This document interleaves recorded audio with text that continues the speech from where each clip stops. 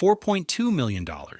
That number arrived on a Tuesday in a parking lot in an email that was 12 pages long and completely aggressively unexciting. You scrolled to the summary line. Total verified net worth, $4,200,000.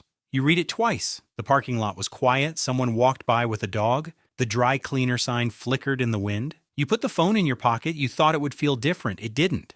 3 days before that email, your daughter called. She was stressed. Her car needed a new transmission. $2,800. She didn't have it. She was embarrassed to even bring it up. You had $2,800. You had more than $2,800. You could have solved that problem in 60 seconds. You told her to get a loan. This is the story of the 17 years between having $214 in a checking account and having $4.2 million in a net worth summary, and why the most important thing you ever built wasn't the money. Your daughter called you last Sunday. She was stressed. First month of rent in a new city, car insurance due, student loan payment hitting on the 15th. She didn't ask you for money directly. She never does. But you could hear it underneath the conversation, that low hum of financial anxiety that you recognize because you invented it in her. You listened. You told her it would work out. You told her to track her spending, cook at home, give it a few months. You hung up the phone and sat in the kitchen for a while. On the counter next to you was a folder. Inside that folder was your most recent net worth summary. Liquid assets, property equity, business holdings, investment accounts, $4.2 million. Your daughter thinks you have maybe $40,000 in savings. Your son thinks you're still paying off the house.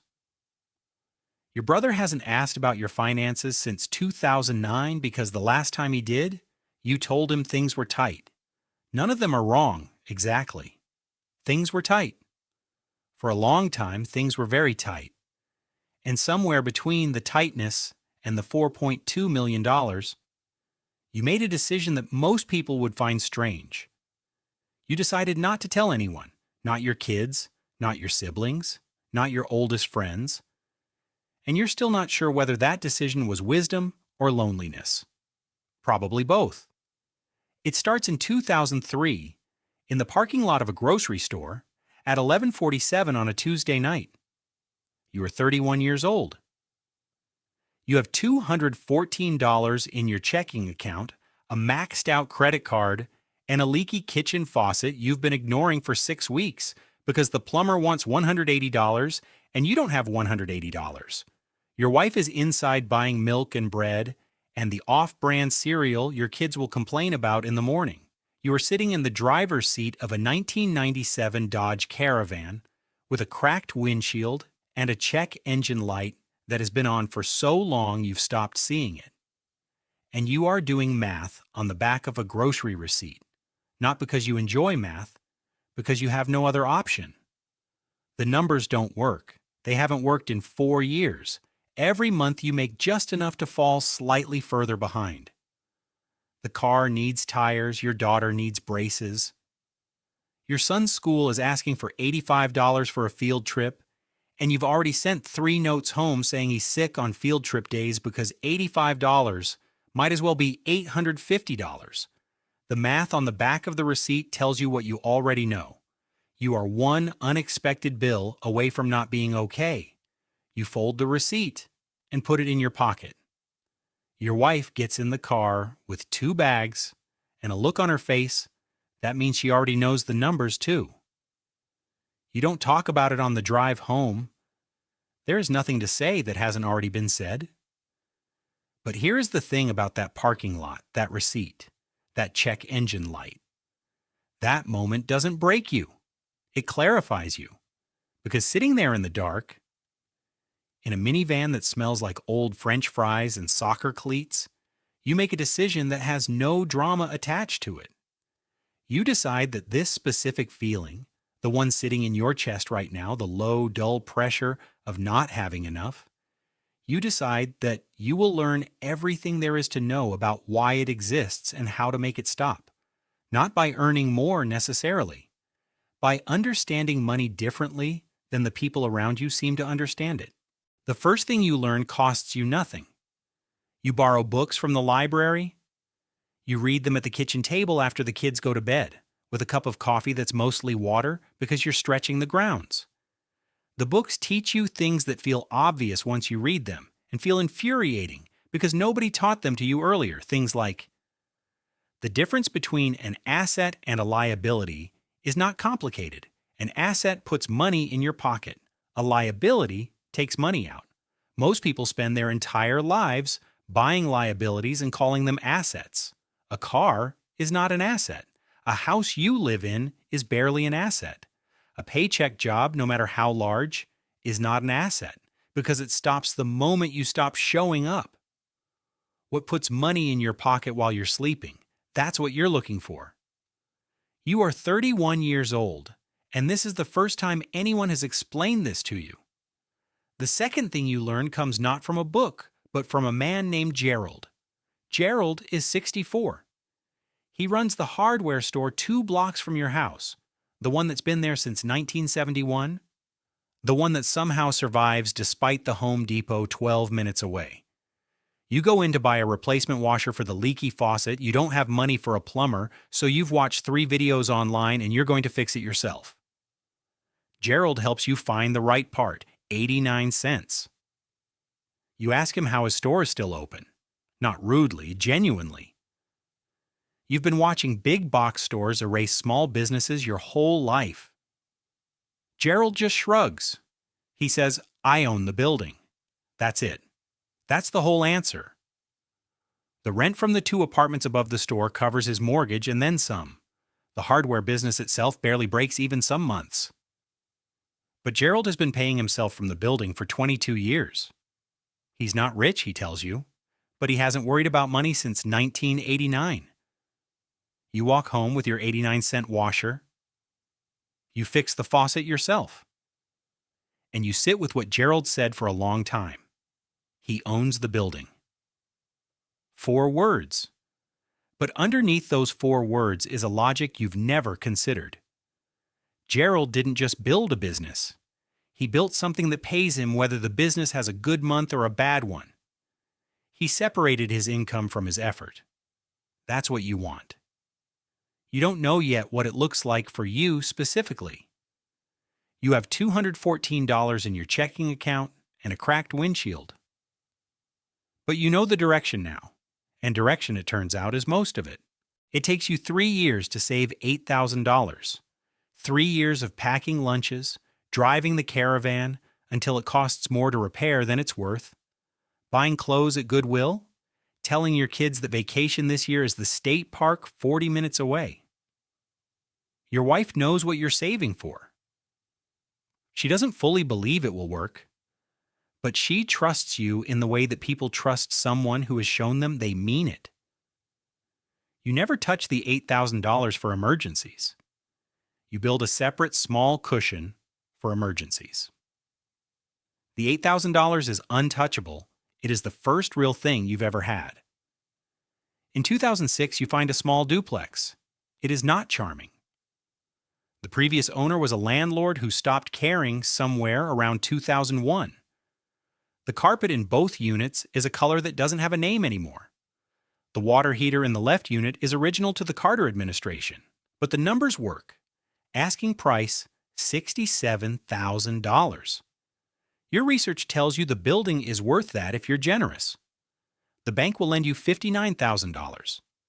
You negotiate the seller down to $64,500, put in your $8,000, every dollar of it, and close on a Thursday afternoon with a handshake and a folder of papers you've read 4 times. You move your family into the right unit. You rent the left unit for $575 a month. After the mortgage payment, taxes, and insurance, you net $190 a month. $190. Your brother just got a promotion that came with a $9,000 bonus. Your neighbor just leased a new truck. Your coworker just got back from a cruise. Nobody congratulates you. Nobody even knows. You sit with that $190 on a Friday night and feel something that doesn't have a clean name. It isn't pride exactly because $190 isn't impressive. It isn't disappointment because $190 isn't nothing. It's something quieter. It's the feeling of a system that works. one tenant, one payment, 1 month of proof. You're not looking at the $190. You're looking at what it means. It means the architecture works. Here's what the next 11 years look like from the outside. Nothing. From the outside, your life looks like the life of a man who is doing okay. Comfortable, maybe. Nothing remarkable. You drive reliable used cars. You take modest vacations. Your kids go to public school. You shop at the same grocery store you've always shopped at. From the inside, those 11 years look completely different. Year 2. You refinance the duplex, pull out $14,000 in equity, and use it as a down payment on a small single-family rental in a working-class neighborhood 4 miles away. The roof needs work. You learn how to evaluate a roof. You hire a good contractor, not the cheapest one. Year 4. The duplex has appreciated enough to pull out another $22,000. You buy 2 more rentals. You now have 4 units generating income. Year 6. Your oldest daughter goes to college. You help where you can. You don't tell her you own 4 rental properties. She's 19. The information would confuse the picture. You want her to build her own relationship with money before she knows anything about yours. Year 7. Your job offers you a promotion that would require moving to another city. More money, more status, better title. You decline it. Your boss looks at you like you've made a mistake. You smile and say you're happy where you are. He nods slowly the way people do when they think they understand something they don't. What he doesn't know is that you own 6 rental units now. Your passive income last month was $2,400 after expenses. You are not chained to this job the way he thinks you are. You stay because the job is useful, not because you need it. That's a different feeling entirely. Year 9, you sell 2 of the early properties, the ones in the weakest neighborhoods, and use the proceeds to buy a small commercial property, a strip mall unit, nothing glamorous, a nail salon, a tax office, and a martial arts studio pay you rent every month. The nail salon has been there for 11 years. The tax office has been there for 9. People need their taxes done. People need their nails done. These are not disruption-resistant businesses. They are the disruption. Nobody is building an app to replace them. Year 10.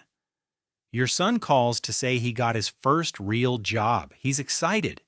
He negotiated his salary up by $4,000 from the initial offer. He calls you first before his friends, before anyone. He's proud, and he wants you to know. You tell him that's excellent. You tell him negotiating was exactly right. You tell him to put 15% in his retirement account before he sees it.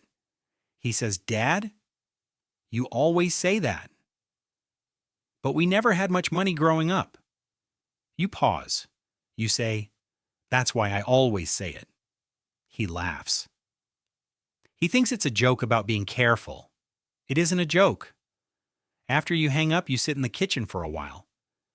You think about the parking lot in 2003. You think about the receipt. You think about what it felt like to not have $85 for a field trip. And you think about what it means that your son just negotiated his own salary up by $4,000 without knowing any of this, without any of your help, without a cent of your money. He built that himself. That's the whole point. Your daughter calls you on a Wednesday in April to tell you her car needs a new transmission. $2,800? She doesn't have it. She's been saving, but not enough. She's embarrassed to ask. You can hear it. You have $2,800. You have more than $2,800. You could solve this problem in 60 seconds. You don't. Instead, you spend 40 minutes on the phone with her going through her options. There's a credit union that does emergency auto loans at a lower rate than a bank. There's a mechanic 2 towns over who does certified used transmissions with a warranty, half the price of the dealer. You've done your research in the 11 seconds between when she said transmission and when she finished explaining. She takes notes. She sounds less panicked by the end. 3 weeks later, she texts you. Got the loan, found the mechanic, car is fixed. $1,400 all in. You were right.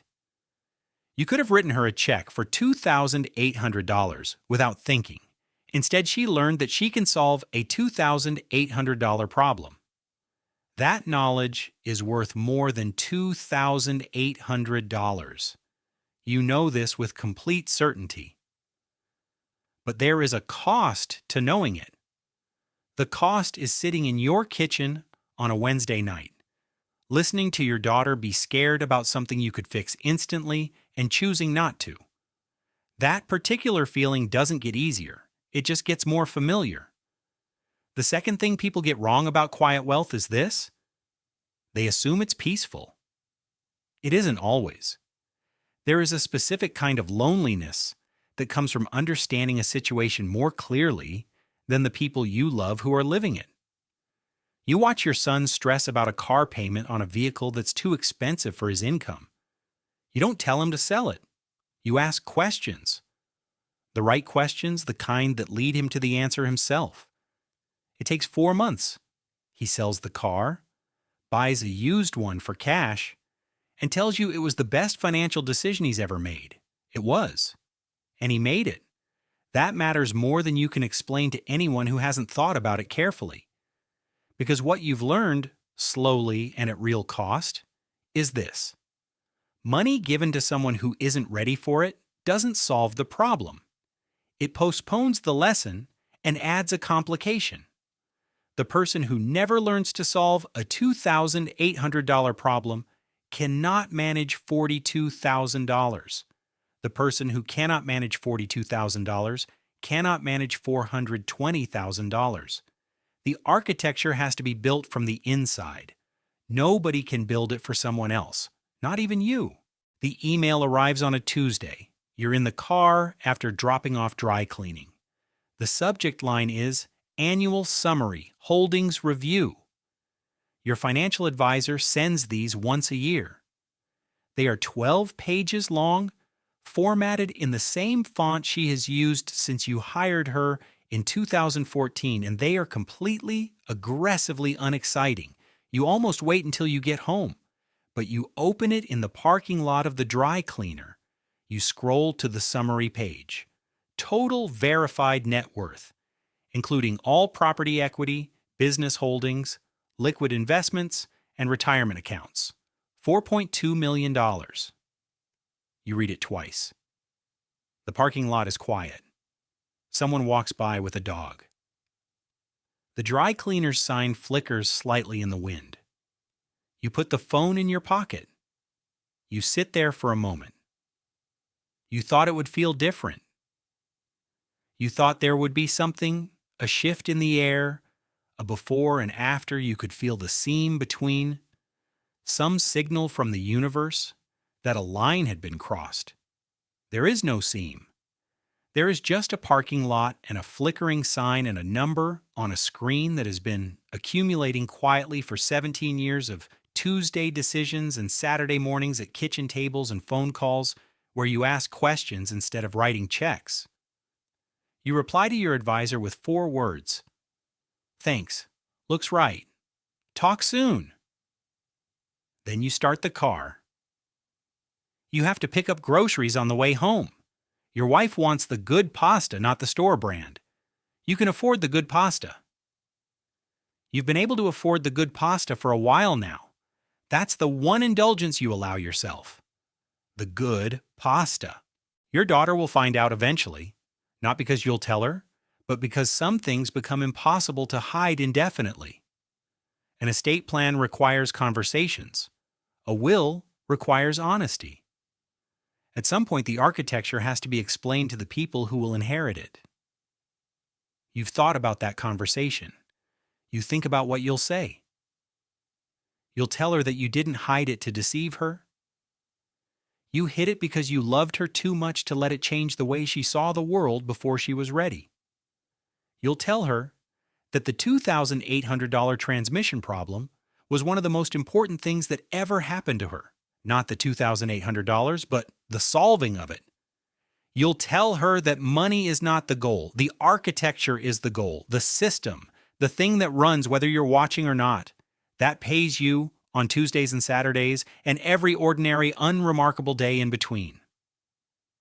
You'll tell her that the most expensive thing in the world is the appearance of wealth, and the most valuable thing in the world is the reality of it, quietly held, carefully built, never performed.